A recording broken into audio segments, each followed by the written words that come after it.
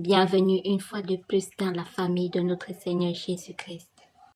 Aujourd'hui, 11 avril, alors nous lisons Lettre aux Romains chapitre 11. Il est écrit. Alors je demande, est-ce que Dieu a rejeté son peuple? Sûrement pas. La preuve, moi, je suis israélite, de la famille d'Abraham et de la tribu de Benjamin. Dieu n'a pas rejeté son peuple qu'il a choisi d'avance. Dans les livres saints, Élie se plaint à Dieu du peuple d'Israël. Vous connaissez sûrement ces paroles. Voici ce qu'il dit. Seigneur, ils ont tué tes prophètes, ils ont détruit tes autels.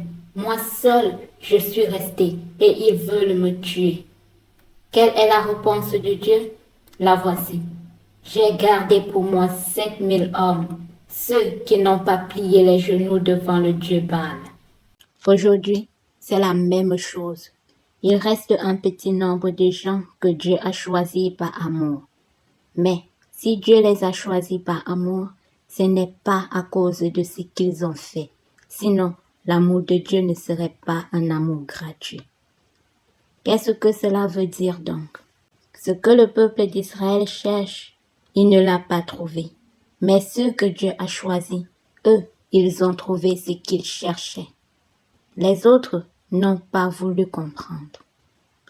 En effet, les livres saints disent, jusqu'à maintenant, Dieu a endormi leur intelligence. Il a empêché leurs yeux de voir et leurs oreilles d'entendre. Le roi David dit aussi, que leur repas devienne pour eux un piège, un trou où ils tombent, qu'ils soient punis, qu'ils deviennent aveugles, qu'ils ne voient plus rien du tout, et fais-leur courber le dos sans arrêt. Je demande donc, est-ce que les Juifs sont tombés dans le piège pour toujours? Sûrement pas. Mais à cause de leur désobéissance, les autres peuples ont pu être sauvés. Ainsi, le peuple d'Israël est devenu jaloux. Sa désobéissance a apporté de grands bienfaits au monde. Et son échec en tant que peuple a apporté de grands bienfaits à ceux qui ne sont pas juifs. Alors, quand les juifs participeront totalement au salut, les bienfaits seront encore plus grands. Maintenant, vous qui n'êtes pas juifs, c'est à vous que je parle. Je suis l'apôtre de ceux qui ne sont pas juifs. Ce service est pour moi un honneur. Et je le rends en espérant augmenter la jalousie de mes frères et sœurs juifs pour en sauver quelques-uns. En effet, quand Dieu les a mis de côté, il a réconcilié le monde entier avec lui. Alors, quand il les accueillera de nouveau, que va-t-il se passer? Ceux qui étaient morts reviendront à la vie. Si la première part du pain est pour Dieu, le pain entier est pour lui aussi. Et si les racines d'un arbre sont à Dieu, les branches sont à lui aussi. Le peuple d'Israël est comme un arbre bien cultivé, auquel on a coupé quelques branches. Toi, tu es comme la branche d'un arbre sauvage, et on t'a greffé parmi les branches qui restaient sur l'arbre cultivé. Maintenant, tu peux profiter avec ces branches de la bonne serve de ses racines. Mais ne va pas te vanter devant les branches. Tu veux pourtant te vanter, mais ce n'est pas toi qui portes les racines. Ce sont les racines qui te portent. Tu vas dire, on a coupé des branches pour que moi, je sois greffé. C'est vrai, on les a coupées parce qu'elles n'avaient pas la foi. Et toi, tu restes attaché à l'arbre parce que tu as la foi. Ne te vante pas, mais tu dois plutôt avoir peur. En effet, si Dieu a coupé des branches, même à l'arbre cultivé, Dieu peut te faire la même chose. Alors regarde, Dieu est bon et il est sévère. Il est sévère pour ceux qui sont tombés. Il est bon pour toi, si tu vis de sa bonté. Sinon, tu seras coupé toi aussi comme une branche. Mais si un jour, les Juifs acceptent de croire, Dieu est assez puissant pour les greffer de nouveau. En effet, toi, Tu étais la branche d'un arbre sauvage. On t'a coupé et on t'a greffé sur un arbre cultivé. Pour toi, ce n'était pas naturel. Les Juifs, eux, étaient les branches de l'arbre cultivé.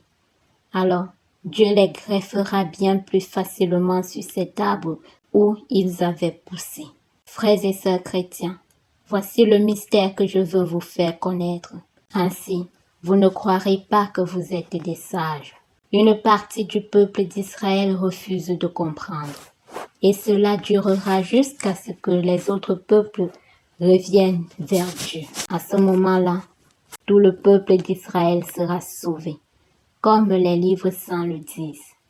Le libérateur viendra de Jérusalem. Il enlèvera les fautes de la tribu de Jacob. Voici l'alliance que j'établirai avec eux quand j'enlèverai leurs péchés. Ils ont refusé la bonne nouvelle. Ils sont donc devenus ennemis de Dieu, et cela à votre avantage. Pourtant, Dieu les avait choisis pour être son peuple. Il les aime à cause de leurs ancêtres. En effet, Dieu ne reprend jamais ce qu'il a donné. Il ne rejette jamais ce qu'il a appelé. Autrefois, vous n'avez pas obéi à Dieu, mais maintenant, Dieu a eu pitié de vous parce que les Juifs n'ont pas obéi. Pour eux, c'est la même chose. Maintenant, ils n'ont pas obéi à Dieu pour que Dieu ait pitié de vous. Alors maintenant, eux aussi pourront recevoir la pitié de Dieu.